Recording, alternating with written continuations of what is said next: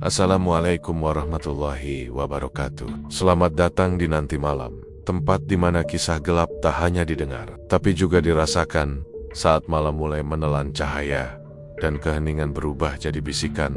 Ingatlah, tidak yang sunyi itu kosong. Ada yang mengintai, ada yang menunggu, dan ada yang ingin didengar. Duduk yang tenang, matikan lampu, dan biarkan cerita ini merasuk perlahan.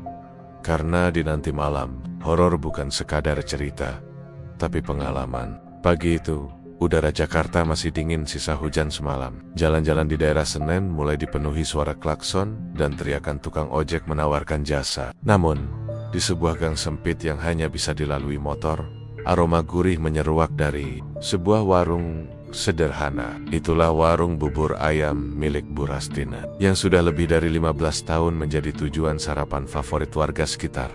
Warungnya tidak besar, hanya bangunan semi permanen dengan dinding papan, atap seng, dan meja panjang berlapis plastik bermotif bunga. Tapi, setiap pagi, kursi-kursinya selalu penuh. Bahkan, orang rela berdiri hanya untuk menunggu giliran. Buburnya Bu Rastina tuh beda, rasanya bikin nagih, kata orang-orang. Kaldu ayamnya, itu loh, kaya banget. Entah gimana bikinnya. Beberapa pelanggan yang baru pertama kali datang sering heran, bagaimana mungkin warung sekecil itu bisa mengalahkan kedai bubur besar yang lebih modern. Rahasia itu hanya diketahui Bu Rastina sendiri. Bu Rastina, wanita setengah baya dengan tubuh agak gemuk dan senyum ramah, selalu berdiri di balik gerobak. Tangannya cekatan, menuang bubur panas, menaburkan suiran ayam, kacang, daun bawang, lalu siraman kuah kental berwarna coklat keemasan. Setiap porsi disajikan dengan cepat, tapi rasanya tak pernah meleset. Namun, ada yang aneh. Tidak peduli sebanyak apa pembeli yang datang, bubur Bu Rastina tidak pernah habis terlalu cepat. Panci besar itu selalu penuh, seperti sumur yang tak kering. Pagi itu, seorang pemuda bernama Andi duduk di sudut warung. Ia baru pindah ke daerah ini seminggu lalu. Seorang tetangga kos menyarankan, kalau mau sarapan enak, coba buburnya Bu Rastina. Dijamin ketagihan. Andi, yang memang gemar mencoba kuliner, memutuskan datang saat suapan pertama menyentuh lidah. Ia mengerutkan kening. Bubur itu, anehnya, terasa seperti menyentuh kenangan yang tidak bisa ia jelaskan. Gurihnya mendalam, seperti ada lapisan rasa yang sulit diidentifikasi. Ia bahkan merasa tubuhnya sedikit hangat setelah menelan. Bu Rastina memperhatikan Andi dari kejauhan, lalu tersenyum samar. Baru pertama ya nak? Tanyanya sambil menyodorkan kerupuk. Andi mengangguk. Iya bu, enak banget ini. Kaldu ayamnya beda dari yang lain. Bu Rastina tertawa kecil. Kaldu rahasia, resep keluarga, sudah turun-temurun. Pelanggan menikmati sarapan. Seorang bapak tua penjual koran melintas. Ia berhenti sejenak, menatap warung itu dengan ekspresi tak nyaman. Kalau sering makan di sini, hati-hati, gumamnya lirih, namun cukup terdengar oleh Andi. Andi menoleh. Maksudnya pak? Bapak tua itu hanya menggeleng, lalu berjalan pergi tanpa menjawab. Sepanjang pagi, warung tak pernah sepi. Ada pembeli yang datang dari luar kota hanya untuk membawa pulang bubur ini. Beberapa orang bilang mereka pernah mencoba resep Bu Rastina di rumah, tapi hasilnya tak pernah sama. Rasanya hilang, seperti bubur biasa, kata mereka. Menjelang pukul 10, saat warung lain mulai bersiap tutup, warung Bu Rastina masih melayani pembeli. Namun anehnya, panci buburnya tetap penuh. Seperti tak tersentuh meski ratusan mangkuk sudah keluar. Andi yang kebetulan masih duduk memperhatikan hal itu, merasa ada yang tidak wajar. Ia ingat satu hal, tadi pagi, saat ia datang, dari gang belakang, terdengar bunyi seperti gerobak didorong, disusul suara basah seperti air yang ditumpahkan. Waktu ia menoleh, tak ada siapa-siapa, hanya ada tumpukan karung besar yang ditutupi terpal di sudut gang. Sore harinya, Andi bertemu lagi dengan bapak, penjual koran di warung kopi dekat kos. Ia memutuskan bertanya langsung. Pak, tadi pagi bapak bilang hati-hati makan di warung Bu Rastina. Kenapa? Bapak itu memandang Andi lama, lalu menghela napas. Kamu pendatang kan? Banyak orang baru yang gak tahu ceritanya. Warring it. Sudah lama jadi pembicaraan warga. Rasanya memang enak, tapi ada harga yang harus dibayar. Andi menggerniat. Harga? Maksudnya mahal? Bukan uang yang dimaksud. Nyawa, nak, jawabnya pelan. Andi tertawa, mengira itu hanya candaan atau rumah icing, tapi tatapan bapak itu serius. Tanpa sedikit pun terlihat bercanda. Dulu, sebelum Bu Rastina buka warung, ada penjual bubur lain di sini. Jualannya nggak laku, sampai suatu hari tiba-tiba hilang. Setelah itu Bu Rastina muncul, dan warungnya langsung ramai. Orang bilang ia dibantu makhluk dari kali belakang rumahnya. Bapak itu menyesap kopinya, lalu melanjutkan dengan suara lebih rendah. Konon, setiap bulan purnama, ada orang yang hilang di sekitar sini. Dan selalu, setelah itu, bubur Bu Rastina rasanya lebih gurih dari biasanya. Andi menelan ludah. Ia ingat kembali rasa hangat yang menjalar dari bubur tadi. Rasa yang sulit dijelaskan, tapi membuatnya ingin tambah lagi. Sebagian dirinya menolak percaya cerita itu. Tapi sebagian lain merasa ada sesuatu yang bersembunyi di balik senyum ramah Bu Rastina malam itu. Dari jendela kamarnya, Andi mendengar suara samar, seperti panci besar sedang diaduk. Padahal jaraknya cukup jauh dari warung. Suara itu disusul aroma gurih, yang sama seperti pagi tadi, tapi kali ini bercampur bau anyir yang membuat bulu kuduknya berdiri di kejauhan. Dari arah gang belakang, ia juga mendengar suara roda gerobak berdecit perlahan menuju entah kemana. Dan tanpa sadar, Andi merasakan dorongan aneh, keinginan untuk kembali makan bubur itu secepat mungkin. Sejak pertemuannya dengan bapak penjual koran, Andi tak bisa berhenti memikirkan cerita itu. Ia mulai memperhatikan warung bubur Bu Rastina lebih cermat. Bukan hanya saat jam jualan pagi, tapi juga kebiasaan pemiliknya di luar jam tersebut. Bu Rastina tinggal tak jauh dari warungnya. Rumahnya berada di ujung gang, menghadap langsung ke aliran kali yang airnya berwarna kecoklatan dan berbau menusuk. Anehnya, meskipun rumahnya dekat kali, bangunannya terlihat bersih, rapi, dan lebih mewah dibandingkan rumah warga lainnya. Cat dindingnya baru, jendela-jendelanya besar, dan halaman depannya dipenuhi pot-pot bunga. Namun, di malam hari, rumah itu berubah. Lampu halaman jarang menyala, dan sesekali terdengar suara berisik seperti ada benda berat yang dipindahkan di dalamnya. Beberapa tetangga pernah bercerita pada Andi kalau Bu Rastina jarang terlihat belanja bahan dagangan di pasar. Padahal buburnya lengkap. Ada suiran ayam, cakwe, telur rebus, kuah kental, bawang goreng, kacang tanah. Tapi kita nggak pernah lihat dia beli bahan-bahan itu di pasar, kata Bu Retmi, pemilik warung kelontong. Andi penasaran. Kalau gitu, belinya di mana, Bu? Bu Retmi mengangkat bahu. Entah, kadang malam-malam ada suara motor datang ke rumahnya, bawa karung besar. Besok paginya, buburnya selalu siap. Kehidupan pribadi Bu Rastina juga penuh tanda tanya. Ia tinggal sendirian, tanpa suami atau anak. Beberapa warga mengaku tak pernah mendengar cerita tentang keluarganya. Seolah ia muncul begitu saja di kampung ini belasan tahun lalu. Ada yang bilang ia janda ditinggal mati. Ada yang bilang ia pindah setelah membuka usaha di tempat lain. Tapi tak ada yang benar-benar tahu. Andi mencoba mendekatkan diri. Suatu pagi, setelah jam sarapan mulai sepi, ia membantu Bu Rastina membereskan meja.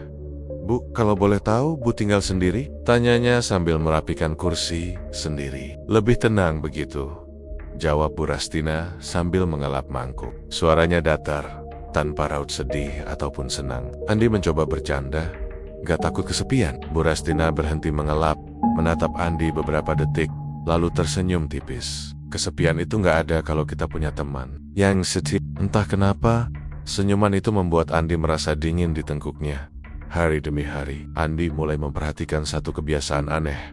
Setiap sore menjelang maghrib, Bu Rastina selalu menutup warung dan berjalan ke arah rumahnya dengan membawa panci besar yang ditutup rapat. Panci itu dibungkus kain tebal dan selalu dipegang erat-erat, seakan isinya sangat berharga. Ia masuk ke rumah lewat pintu samping yang langsung menghadap kali, bukan pintu depan. Tak ada yang tahu apa yang dilakukan setelah itu, tapi sering terdengar suara seperti sesuatu yang jatuh ke air.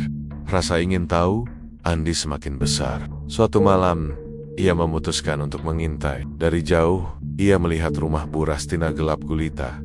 Hanya ada cahaya lampu redup dari dapur. Waktu menunjukkan pukul 11 malam ketika sebuah motor tanpa plat nomor berhenti di depan rumah. Dua orang turun, mengangkat karung besar dari jok belakang. Karung itu bergerak-gerok seperti ada sesuatu di dalamnya. Mereka mengetuk pintu samping dan Bu Rastina keluar, mengenakan daster lusuh dan penutup kepala. Ia membuka karung sedikit, memeriksa isinya, lalu mengangguk dan memberi mereka sejumlah uang. Setelah motor pergi, ia menyeret karung itu masuk ke dalam. Andi menahan napas. Matanya berusaha menembus kegelapan, tapi ia hanya bisa melihat siluet Bu Rastina yang menunduk di atas karung. Tiba-tiba, terdengar suara melengking, suara manusia yang tertahan, seperti dibungkam. Andi langsung mundur, jantungnya berdegup kencang. Keesokan paginya, warung bubur itu kembali buka seperti biasa. Pelanggan ramai. Aroma bubur harum menyelimuti gang. Tak ada yang curiga, tak ada yang tahu apa yang terjadi semalam. Bu Rastina menyapa semua orang dengan ramah, seolah tak ada yang aneh. Namun, Andi menyadari satu hal. Di bawah senyum hangat dan ramahnya, ada mata yang dingin, menatap orang-orang seperti sedang menghitung sesuatu. Dan entah mengapa, setiap kali menatap mata itu, ia merasa seperti sedang diukur. Seakan-akan dirinya sedang dinilai kelayakannya untuk sesuatu yang lebih mengerikan. Malam berikutnya, Andi kembali mendengar suara gerobak berdecit dari arah. Kali ini, suara itu berhenti tepat di belakang rumah Bu Rastina. Lalu disusul suara cipratan air dan tawa lirih seorang perempuan. Tawa itu tidak panjang, tapi cukup untuk membuat Andi merinding. Beberapa hari kemudian, seorang anak jalanan yang sering mengamen di sekitar gang mendadak hilang. Warga hanya berasumsi anak itu pergi ke daerah lain mencari penghasilan. Tapi Andi ingat betul, 2 malam sebelumnya, ia melihat anak itu duduk di pinggir jalan dekat rumah Bu Rastina. Dan setelah itu tak pernah muncul lagi. Pagi setelah anak itu menghilang, bubur Bu Rastina terasa jauh lebih gurih dari biasanya. Bahkan, pelanggan lama pun mengomentarinya. "Hari ini enak banget Bu, tambah lezat." Bu Rastina hanya tersenyum. Matanya sekilas melirik Andi yang sedang duduk di sudut. Pandangan itu membuatnya merasa seolah-olah ia tahu Andi telah melihat terlalu banyak. Andi mulai sadar, kehidupan Bu Rastina memang penuh misteri. Tapi yang lebih mengganggu adalah, entah kenapa, meskipun mengetahui semua tanda-tanda menyeramkan itu, ia tetap ingin kembali makan buburnya. Keinginan itu semakin kuat, seperti ada sesuatu yang memanggil dari dalam panci besar itu. Dan di suatu titik, Andi mulai bertanya-tanya, apakah teman setia yang dimaksud Bu Rastina dulu adalah makhluk yang memberinya semua ini? Dan apakah makhluk itu kini mulai memperhatikannya juga? Hari itu matahari bersinar terik, tapi suasana di kebun sawit milik Pak Haji Rudi terasa berbeda. Burung-burung tidak berkicau, angin tidak bertiup, dan entah kenapa udara terasa berat. Para pekerja tetap memanen, meski beberapa kali saling pandang seperti menyadari ada sesuatu yang tak beres. Di antara pekerja baru, ada seorang pemuda bernama Yanto. Ia berasal dari kota kecil di luar provinsi, datang ke desa Bukit Jering setelah mendengar kabar gaji buruh di kebun Rudi jauh lebih besar daripada kebun lain. Yanto orangnya periang dan mudah bergaul, sehingga dalam beberapa hari saja ia sudah akrab dengan sebagian besar buruh. Namun, ia juga punya sifat penasaran yang tinggi, terutama soal blok hitam yang selalu diceritakan orang dengan nada penuh rahasia. Pagi itu, Rudi tiba-tiba memanggil beberapa orang kepercayaannya untuk memanen di blok hitam. Yanto yang melihat dari kejauhan merasa tergoda. "Mas, kenapa sih kita nggak pernah disuruh panen di situ?" tanyanya pada Randi. Randi, yang sudah tahu sedikit kebenaran di balik kebun ini, hanya menjawab singkat, "Karena tempat itu bukan untuk sembarang." "Orang Yanto, percayalah, kau nggak mau tahu." Tapi Yanto tidak puas dengan jawaban itu. Ia memutuskan diam-diam mengikuti rombongan Rudi dari kejauhan. Dari balik batang sawit, ia mengintip ketika Rudi dan para pekerja senior memanen tandan-tandan besar dari blok hitam. Anehnya, Yanto tidak melihat mereka memotong tandan dengan parang biasa. Sebaliknya, Rudi berdiri di tengah lingkaran tanah. Mulutnya bergerak seperti melafalkan sesuatu. Lalu tandan-tandan itu jatuh dengan sendirinya. Seakan ada tangan tak kasat mata yang memotongnya. Yanto tertegun, tidak sadar bahwa langkahnya mundur, membuat ranting kering patah. Krek, suara itu membuat salah satu pekerja senior menoleh cepat. Untungnya, Rudi sedang sibuk dan tidak menyadari. Yanto buru-buru pergi, kembali bekerja di area lain sambil berusaha melupakan apa yang baru ia lihat. Malamnya, Yanto bercerita pada dua temannya di mes. Mereka menanggapinya dengan tawa gugup. Kau ini ngawur tuh. Mana ada pohon sawit jatuh sendiri, tapi di mata mereka ada rasa takut. Seperti tahu bahwa Yanto sudah melangkah terlalu jauh. Keesokan harinya, Yanto tidak muncul di kebun. Awalnya para pekerja mengira ia sakit. Tapi saat petang tiba dan ia belum juga kembali ke mes, kekhawatiran mulai muncul. Teman sekamarnya berkata Yanto sempat keluar sore sebelumnya. Katanya mau jalan-jalan sebentar ke arah kebun Randy. Yang mendengar itu langsung merasakan firasat buruk. Ia ingat bagaimana ia sendiri pernah hampir ketahuan saat mengintai Rudy. Bedanya, Yanto mungkin tidak seberuntung dirinya. Malam itu, beberapa pekerja mencoba mencari Yanto ke kebun, tapi hujan deras turun mendadak. Pencarian dihentikan, dan mereka berjanji akan melanjutkan besok.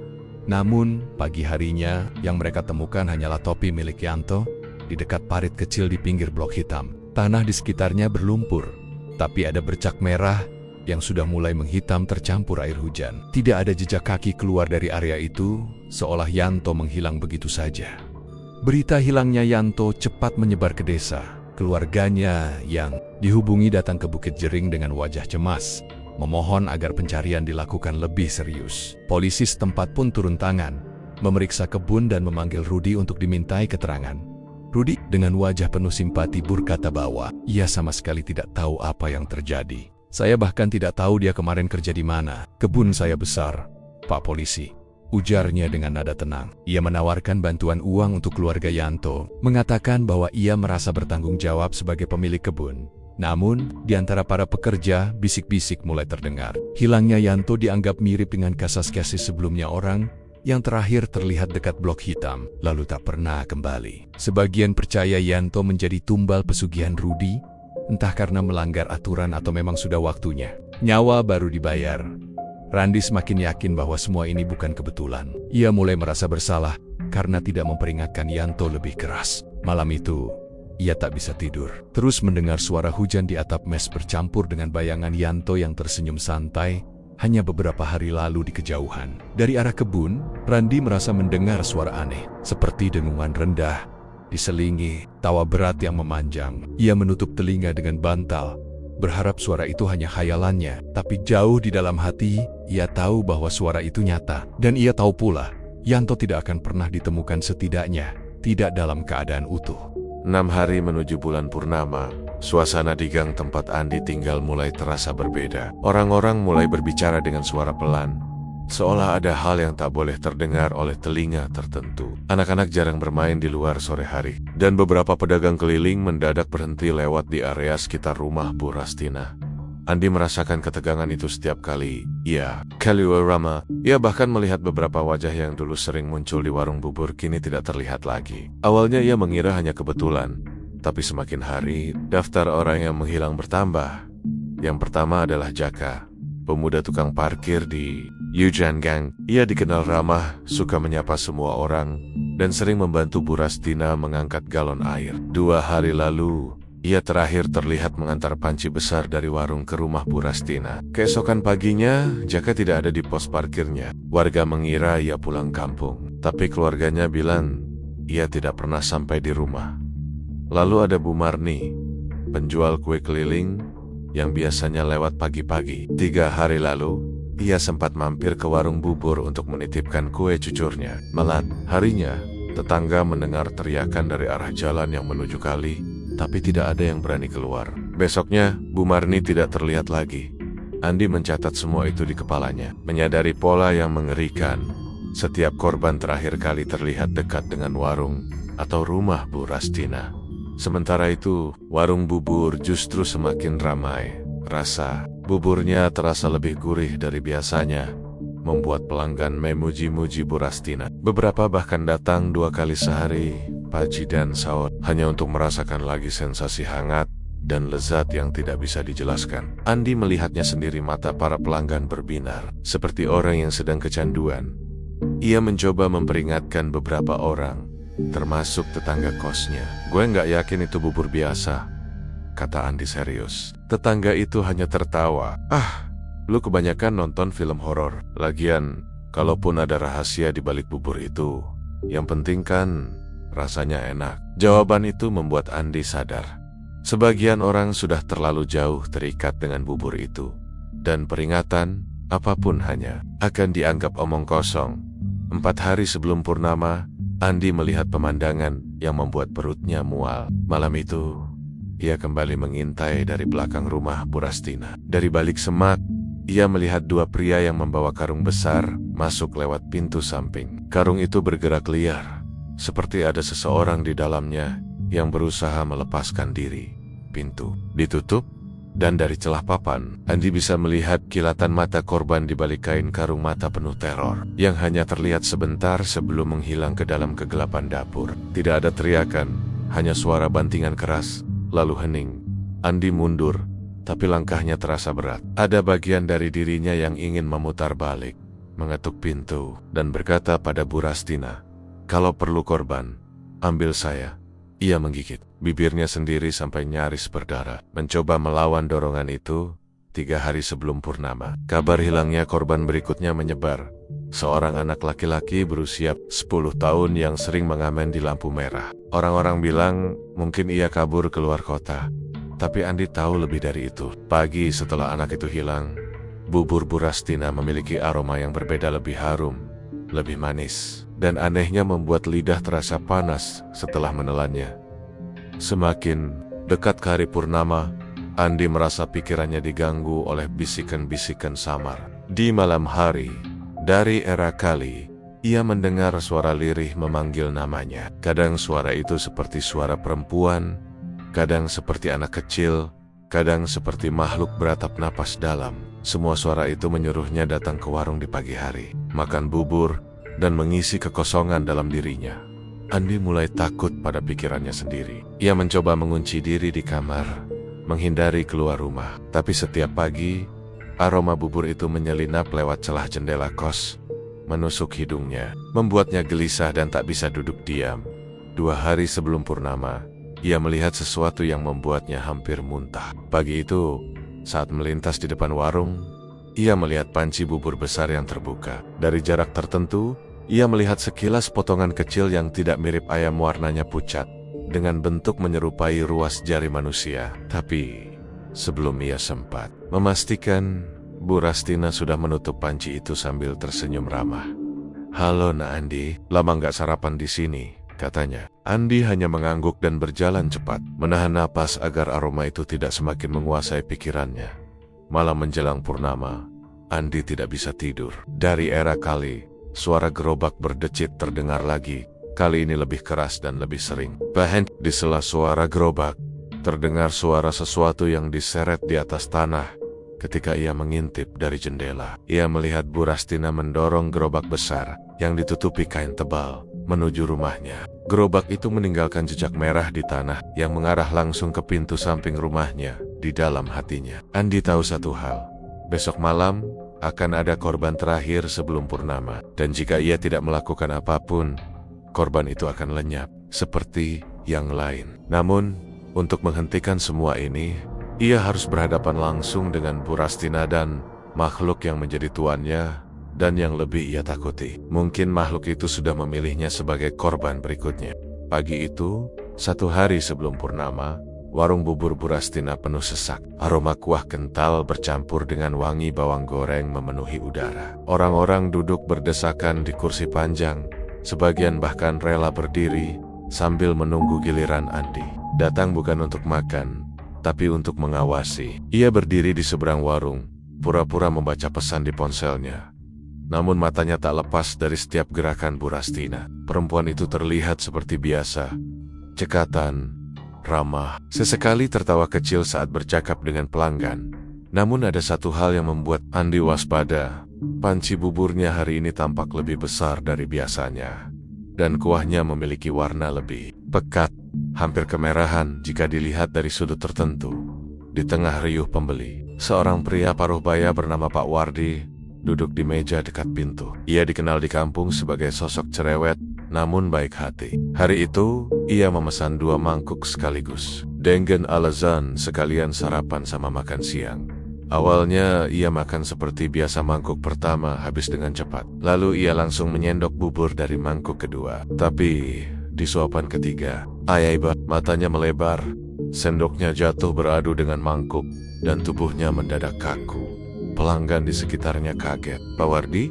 Kenapa, Pak?" Tiba-tiba, kepala Pak Wardi menunduk, lalu perlahan terangkat kembali. Namun matanya kini melotot, pupilnya membesar, dan mulutnya terbuka lebar mengeluarkan suara yang bukan suaranya. Anak itu masih segar. Suara itu berat, seperti berasal dari tenggorokan yang penuh lendir. Semua orang di warung terdiam, beberapa menjauh dengan wajah pucat. Andi merasakan bulu kuduknya berdiri. Pak Wardi kemudian tertawa terbahak-bahak, tapi tawanya terputus-putus, seperti dicekik. Ia meraih mangkuknya dan menuangkan bubur ke lantai, lalu menunjuk genangan. Itu dengan jari gemetar. "Lihat, lihat dagingnya." Dia masih menangis di dalam. Beberapa pelanggan menjerit di genangan bubur yang tumpah. Andi melihat kilasan sesuatu yang membuat perutnya mual. Sekilas bentuk wajah anak kecil, pucat dan memejamkan mata, sebelum larut kembali menjadi bubur biasa. Bu Rastina segera bergerak. Dengan cepat, ia berdiri di belakang Pak Wardi, memegang bahunya, dan berbisik dengan nada rendah, namun tegas. Andi tidak bisa mendengar jelas kata-katanya, tapi ia melihat bibir Bu Rastina bergerak cepat, seolah merapal sesuatu. Tak lama, tubuh Pak Wardi terhuyung. Ia pingsan di tempat. Napasnya terengah-engah. Pelanggan lain segera membantunya keluar warung, membaringkannya di bangku depan. Ada yang mengusulkan memanggil ambulans, tapi Bu Rastina menolak. "Tidak usah, sebentar lagi juga sadar," katanya, sambil tersenyum tipis. Pak Wardi cuma tersedak. Tersedak. Andi nyaris ingin tertawa miris. Apa yang barusan ia lihat jelas bukan sekadar tersedak. Beberapa menit kemudian, Pak Wardi sadar. Wajahnya pucat, keringat membanjir di dahinya. Ketika ditanya apa yang terjadi, ia hanya menggeleng. Aku nggak ingat apa-apa," katanya lemah. "Tahu-tahu sudah di luar." Andy mendekat mencoba memancing cerita. "Pak, tadi Bapak sempat ngomong aneh di dalam. Ingat?" Pak Wardi menatapnya kosong. "Enggak, cuma rasanya buburnya hangat sekali. Seperti ada yang memeluk dari dalam tubuhku." Kalimat itu membuat Andi bergidik. Ia paham benar, bukan pelukan, tapi jeratan. Jeratan dari sesuatu yang hidup di dalam bubur itu. Setelah kejadian itu, beberapa pelanggan memutuskan pulang tanpa makan. Namun yang mengejutkan, sebagian tetap duduk dan melanjutkan sarapan, seolah tak terjadi apa-apa. Bahkan ada yang berkata, paling cuma kesurupan, nggak ada hubungannya sama buburnya." Bu Rastina tidak terlihat panik sedikit pun. Ia hanya melayani pelanggan dengan tenang, bahkan sempat bercanda dengan seorang ibu-ibu. Tapi Andi menangkap sekilas tatapan yang ia arahkan padanya, tatapan yang mengandung pesan samar. "Aku tahu kamu melihat." Siang itu, Andi kembali ke kos dengan pikiran kacau. Ia tahu kejadian ini bukan kebetulan. Kemungkinan besar, roh atau arwah korban terakhir mencoba berkomunikasi lewat tubuh Pak Wardi, memanfaatkan momen ketika bubur itu masih hangat di dalam tubuhnya. Pertanyaannya, apakah arwah itu sedang memperingatkan semua orang, atau justru memanggil mereka untuk ikut terjerat? Malamnya, suasana kampung terasa lebih sunyi dari biasanya. Orang-orang seperti enggan keluar rumah. Dari arah kali, Andi mendengar suara riak air bercampur geraman rendah yang sama seperti saat ia melihat makhluk itu di dapur Bu Rastina. Kali ini, geraman itu diiringi suara yang memanggil namanya pelan, berulang-ulang seperti bisikan yang menyusup langsung ke dalam pikirannya. "Andi, besok malam, saat bulan penuh, waktumu tiba." Andi terbangun dari tidur dengan napas terengah-engah. Ia tidak ingat kapan tepatnya ia tertidur, tapi bau bubur itu kini memenuhi kamarnya. Bukan dari dapur kos atau dari luar. Baunya seperti datang dari dalam tubuhnya sendiri. Dan entah kenapa, ia tahu besok malam akan menjadi malam yang menentukan antara ia berhasil menghentikan semua ini, atau menjadi salah satu bagian dari bubur yang legendaris itu. Bulan purnama menggantung bulat di langit Jakarta, memantulkan cahaya pucat ke permukaan kali yang mengalir di belakang rumah Bu Rastina. Airnya terlihat hitam pekat, seolah menyimpan kedalaman yang tak ada ujungnya. Di dalam rumah Bu Rastina, bersiap. Malam ini adalah malam penting, malam persembahan untuk penguasa kali. Di atas meja dapurnya, Sudah tersusun panci besar berisi bubur setengah matang, wadah tanah liat yang berisi darah, serta sebuah keris kecil berukir kepala naga. Korban sudah ada di sudut ruangan. Seorang anak laki-laki berusia sekitar 11 tahun, berpakaian lusuh, matanya tertutup kain hitam. Ia diikat di kursi dengan tambang kasar. Tubuhnya gemetar ketakutan. Bu Rastina mendapatkannya sore tadi dari terminal dengan iming-iming makanan dan uang. Namun, kali ini ada yang berbeda. Sepanjang hari, Bu Rastina merasa diawasi. Andip yang sering nongkrong di sekitar warungnya semakin sering muncul. Selain itu, suara dari dalam kali sejak kemarin terdengar lebih berat, lebih menuntut, seperti tidak sabar menunggu. Jam menunjukkan pukul 23.47, waktu yang menurut perjanjian adalah saat yang tepat untuk memulai. Bu Rastina mengambil kerisnya, menatap korban, lalu mendekat dengan langkah pasti.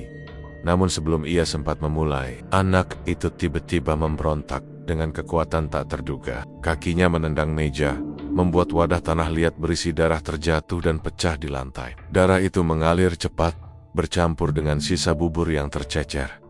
"Diam kau!" teriak Bu Rastina, mencoba menahan korban. Tapi anak itu terus berontak, bahkan berhasil menggigit tangannya. Rasa perih membuat Bu Rastina kehilangan kendali sesaat. Dan tanpa sadar ia menghunus keris ke arah leher anak itu terlalu cepat, terlalu kasar.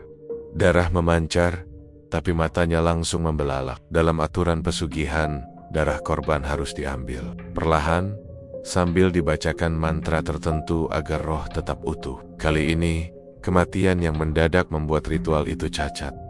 Suasana hening selama beberapa detik. Lalu dari arah kali, terdengar suara gemuruh, diikuti aroma busuk yang menusuk hidung.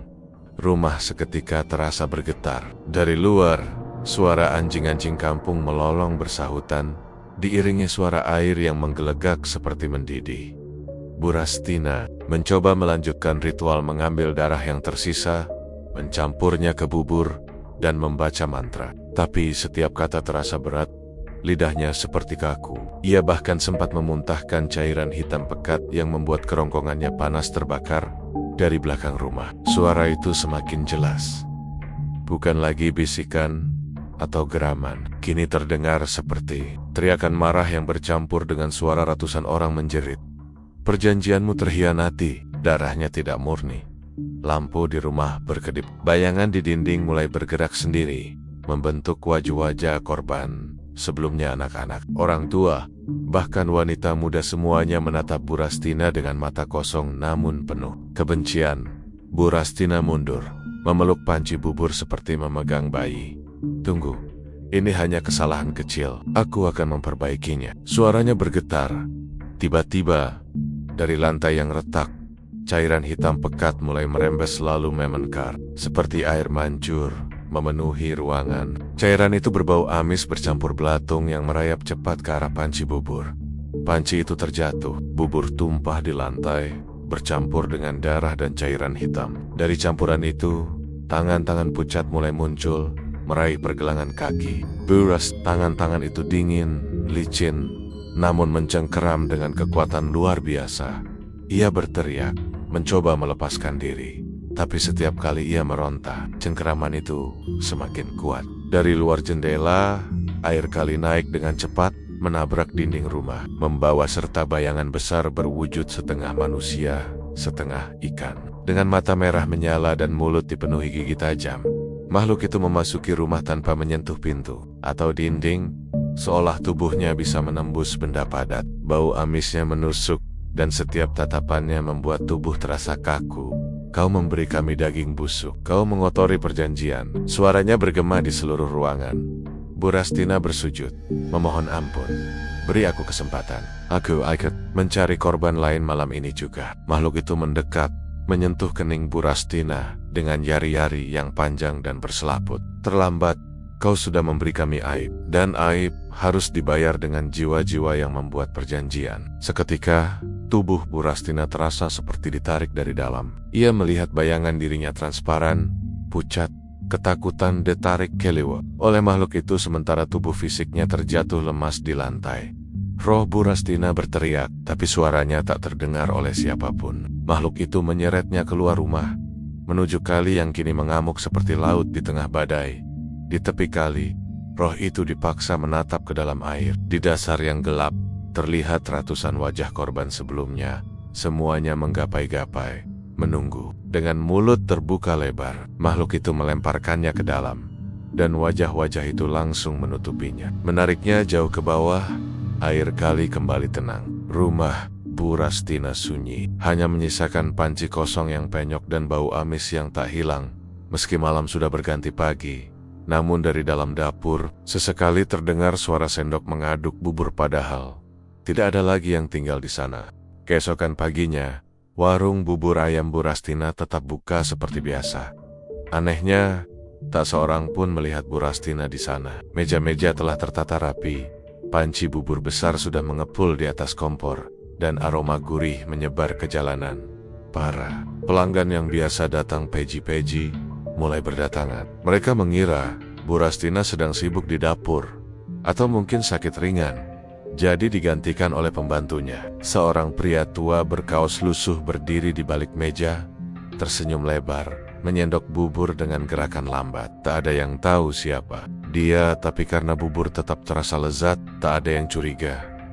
Andi, pemuda yang beberapa minggu terakhir sering memperhatikan warung itu, datang bersama temannya. Ia duduk di pojok, matanya awas memperhatikan setiap detail. Sejak semalam ia merasa ada yang tidak beres. Malam tadi, ia mendengar suara gemuruh dari arah rumah Bu Rastina, seperti air pasang yang datang tiba-tiba. Tapi pagi ini warung just buka seperti tidak terjadi apa-apa. Ketika giliran Andi dilayani, ia menatap pria tua itu. Bu Rastina kemana, Pak? Tanyanya. Pria itu hanya tersenyum, bibirnya merekah sedikit terlalu lebar. Dia sedang di tempat yang lebih dalam. Jawabnya pelan, suaranya berat dan bergema. Andi merinding. Ia melihat sesuatu di mata pria. Itu seperti ria air berwarna hitam pekat. Tapi sebelum ia bisa bertanya lagi, semangkuk bubur panas sudah diletakkan di hadapannya. Aromanya sangat menggoda, tapi ada bau lain yang samar, seperti bau amis bercampur tanah basah. Pelanggan lain makan dengan lahap, bahkan beberapa minta tambah. Namun, setelah beberapa sendok, wajah mereka mulai berubah. Wajah-wajah itu memucat, mata mereka sayu, lalu satu persatu jatuh tersungkur ke meja. Ada yang menggeliat, ada yang mengeluarkan busa dari mulut, ada pula yang matanya terbelalak namun tak lagi bernyawa. Jeritan pecah, meja-meja terbalik, mangkuk-mangkuk bubur pecah di lantai. Orang-orang berlarian keluar, tapi sebagian tersandung tubuh-tubuh yang sudah terkapar. Andi berusaha membantu seorang ibu muda yang jatuh, tapi begitu ia menyentuh tubuhnya, ia merasakan kulitnya dingin seperti es. Di tengah kekacauan itu, pria tua tadi berdiri tenang. Tubuhnya mulai berubah, kulitnya memucat, tangannya memanjang dengan yari-yari berselaput, dan dari punggungnya keluar sisik-sisik basah yang memantulkan cahaya pagi. Matanya kini menyala merah, dan dari mulutnya keluar suara tawa berat yang membuat bulu kuduk meremang. Kalian semua berhutang, dan hutang harus dibayar. Suaranya bergema, seolah keluar dari dalam tanah. Dari arah jalan, suara air bergemuruh. Dalam hitungan detik, kali yang berjarak puluhan meter tiba-tiba meluap, mengalir deras ke warung, menghantam segala yang dilewati. Air itu bukan air biasa, warnanya hitam pekat, penuh dengan potongan rambut, kain compang-camping, dan tangan pucat yang bergerak sendiri. Tangan-tangan itu meraih siapa saja yang mereka temui. Ada yang menarik seorang bapak tua ke dalam air, ada yang menggenggam kaki anak kecil yang berteriak histeris. Sekali tertangkap, tubuh mereka langsung terseret, tenggelam ke dalam pusaran gelap yang muncul di tengah jalan. Andi dan beberapa orang berhasil naik ke atap warung untuk menghindari air. Dari sana, ia melihat pemandangan mengerikan. Ratusan wajah muncul di permukaan air, wajah-wajah pucat dengan mata kosong. Seolah meminta tolong, mereka terus mendekat. Dan setiap kali ada orang yang terlalu dekat ke tepi atap, wajah-wajah itu langsung melompat, menarik korban ke dalam pusaran.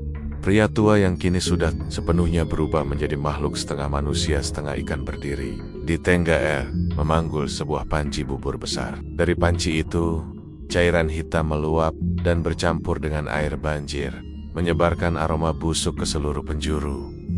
Bubur ini bubur terakhir untuk mereka semua. Tiba-tiba, dari dalam air, muncul sosok lain. Andy terkejut.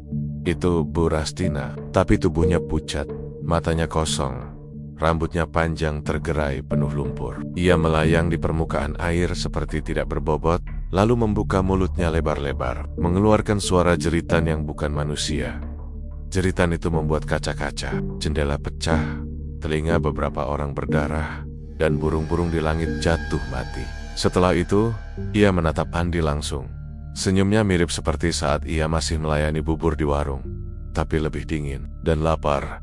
Air semakin naik, pusaran gelap melebar, memakan aspal, tiang listrik, dan bahkan mobil-mobil yang terparkir. Warga yang mencoba kabur lewat gang sempit juga tak selamat. Air hitam mengalir ke sana seperti ular raksasa yang memburu mangsa. Andy tahu, jika ia tidak segera keluar dari daerah ini, ia akan menjadi salah satu wajah yang tenggelam di dalam kali. Tapi, bagaimana caranya? Jalan sudah terputus, air terus naik, dan makhluk itu masih berdiri, seolah mengatur arah arus dari keyohan. Sirena polisi dan pemadam kebakaran terdengar, tapi sebelum mereka bisa mendekat, jalanan yang mengarah ke warung sudah retak dan ambruk, langsung menelan kenderan-kenderan itu ke dalam lubang berisi air hitam. Di tengah kekacauan itu, Andy bersumpah ia melihat sesuatu di dasar air. Puluhan mangkuk bubur melayang-layang, masing-masing dengan kepala manusia di dalamnya. Matanya menatap kosong, bibirnya bergerak seolah masih mengunyah. Makhluk itu tertawa lagi, suaranya bergema sampai ke langit. Perjanjian tak pernah berakhir. Jika satu gagal, yang lain akan menggantikannya. Hari ini, kalian semua adalah persembahan. Air menelan segalanya. Dan begitu matahari condong ke barat, kawasan itu sudah tak lagi terlihat di peta. Hanya tersisa hamparan air hitam yang tenang, tanpa jejak kehidupan kecuali suara samar sendok mengaduk bubur, entah dari mana. 3 hari setelah banjir hitam itu, kawasan tempat warung bubur ayam Bu Rastina berdiri berubah menjadi wilayah terlarang. Polisi memasang garis kuning di sekeliling area. Namun anehnya, setiap kali petugas mencoba masuk, mereka akan merasa pusing, mio, lalu muntah darah sebelum akhirnya pingsan. Pemerintah menyatakan bencana tersebut sebagai kejadian anomali alam akibat retakan tanah dan pencemaran air. Tetapi warga tahu itu bukan kebenaran. Mereka yang tinggal di sekitar jalan itu mulai pindah satu persatu. Bukan hanya karena bau amis lumpur yang tak hilang, tapi juga karena suara-suara aneh yang terdengar setiap malam. Suara sendok mengaduk mangkuk, suara mangkuk pecah. Dan yang paling menakutkan, suara seorang wanita yang tertawa pelan, seperti sedang melayani pelanggan. Andy adalah salah satu dari sedikit orang yang selamat. Ia dibawa ke rumah sakit di luar kota. Tapi setiap malam, ia mimpi buruk tentang air hitam, tangan-tangan pucat, dan wajah Bu Rastina yang menatapnya dari permukaan air. Dokter mengatakan itu hanya trauma, tapi Andy tahu ada sesuatu yang lebih gelap mengikutinya. Suatu malam, ia terbangun karena suara langkah kaki di depan kamarnya. Pelan, tapi pasti, seperti ada yang sengaja membuatnya sadar. Ia mencoba mengabaikannya, tapi suara itu makin dekat, berhenti tepat di depan pintu. Lalu terdengar suara mangkuk diletakkan di lantai. Disusul aroma bubur yang ia kenal betul, Andy memberanikan diri membuka pintu. Tak ada siapa-siapa di lorong rumah sakit, hanya sebuah mangkuk bubur di lantai. Bubur itu panas, mengepul, tapi di permukaannya bukan potongan ayam atau daun bawang, melainkan mata manusia yang mengambang. Menatapnya, ia menjerit, menjatuhkan mangkuk itu. Cairan hitam mengalir di lantai, dan entah bagaimana, cairan itu bergerak seperti ular merayap manusia. Kekinian, Andy mundur, tapi ia merasa lututnya lemas. Suara tawa Bu Rastina bergema di telinganya. Kau selamat kemarin, tapi hutang tetap hutang. Malam itu, Andy menghilang tanpa jejak. Perawat yang bertugas hanya menemukan ranjang kosong dan lantai kamar yang basah, seperti habis digenangi air. Tidak ada tanda-tanda ia kabur lewat pintu atau jendela. Kejadian-kejadian aneh tak berhenti di situ. Beberapa hari kemudian, seorang pedagang bubur keliling di daerah lain tiba-tiba mendadak kaya. Gerobaknya yang dulu reot, kini berlampu terang, panci buburnya selalu penuh, dan anehnya, setiap kali ada pelanggan yang bertanya resep rahasia, ia hanya menjawab dengan senyum lebar tanpa kata-kata. Tetapi ada satu hal yang membuat orang curiga. Mereka yang sering membeli buburnya, satu persatu jatuh sakit, kulit mereka pucat, dan tubuhnya mengeluarkan aroma amis. Dalam hitungan minggu, mereka meninggal, dan jasadnya ditemukan di sungai terdekat. Kabar itu cepat menyebar, mengingatkan orang pada legenda Burastina. Beberapa warga meyakini arwah Burastina tidak mati bersama banjir hitam itu, melainkan berpindah ke tubuh orang lain mencari penerus. Menjaga perjanjian pesugihan tetap berjalan. Saksi-saksi mengatakan, pada malam-malam tertentu, jika kau berjalan sendirian di daerah itu, kau akan mencium aroma bubur ayam yang sangat menggoda. Jika kau mengikuti aroma itu, kau akan menemukan sebuah warung kecil dengan lampu remang, dan seorang wanita ramah menyapamu. Buburnya lezat, tapi jika kau memakannya, kau akan bermimpi buruk malam itu dan dalam 3 hari, tubuhmu akan ditemukan mengambang di kali. Ada pula cerita dari seorang sopir taksi yang tanpa sengaja mengantarkan seorang pelanggan tengah malam. Pelanggan itu adalah wanita berwajah pucat, mengenakan celemek penuh noda. Ia meminta diantar ke warung bubur lama di kawasan yang kini terendam lumpur hitam. Begitu sampai, sopir itu kaget, karena tempat itu hanyalah lahan kosong. Saat ia menoleh untuk meminta uang, bangku penumpang sudah kosong, tapi aroma bubur panas memenuhi mobilnya. Cerita-cerita ini membuat nama Burastina menjadi legenda gelap di Jakarta Pusat. Anak-anak dilarang jajan sembarangan, terutama bubur ayam yang dijual terlalu murah dan terlalu lezat untuk masuk akal. Namun, ada satu hal yang tidak pernah diceritakan orang secara terbuka, bahwa banjir hitam di warung itu sebenarnya hanyalah awal. Karena setiap beberapa tahun sekali, pada malam dengan hujan deras dan air kali yang pasang, suara adukan sendok bubur akan terdengar lagi. Dan dari tengah air hitam akan muncul sebuah panci besar, dibawa oleh sosok pucat dengan mata kosong. Mereka yang melihatnya, entah dari jauh atau dekat, akan mendadak merasa lapar luar biasa. Dan jika mereka mengikuti rasa lapar itu, mereka tidak akan pernah pulang. Bertahun-tahun setelah kejadian itu, kawasan bekas warung Burastina telah berubah. Bangunan tua dirobohkan, jalan diperbaiki, dan lumpur hitam yang dulu menutupi tanah sudah mengering. Kini berdiri deretan ruko modern, terang benderang di malam hari, seolah tak pernah ada sejarah kelam di sana. Namun, warga lama tahu bahwa tempat itu hanya tidur. Mereka menghindari lewat pada malam hari, apalagi jika sedang hujan. Katanya, genangan air di jalan akan berubah menjadi pekat, dan dari jauh terdengar bunyi panci bergesekan dengan sendok. Beberapa orang yang penasaran mencoba membuktikan bahwa itu cuma cerita lama. Tapi setiap kali mereka kembali, mereka selalu membawa aleh-aleh sebungkus bubur ayam yang katanya mereka temukan begitu saja di teras rumah. Anehnya, bubur itu masih hangat, aromanya menggoda.